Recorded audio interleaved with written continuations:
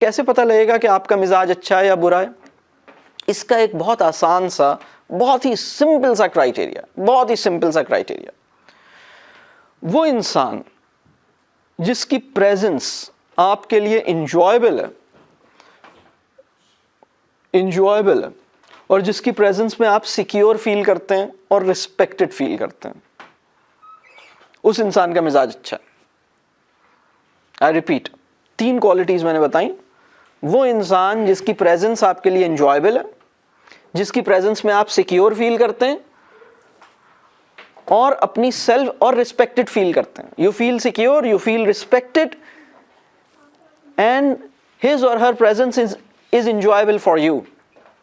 इसका मतलब यह है कि उस इंसान का मिजाज कमाल का है, बेहतरीन है।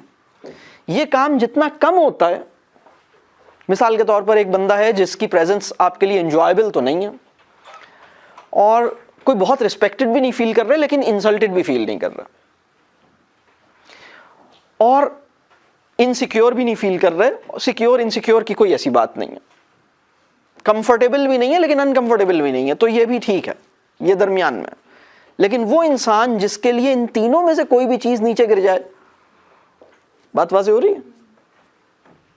अनकंफर्टेबल हो रहा हूं, इनसिक्योर फील कर रहा हूं, डिसरिस्पेक्टेड फील कर रहा हूं, बात क्लियर हो रही?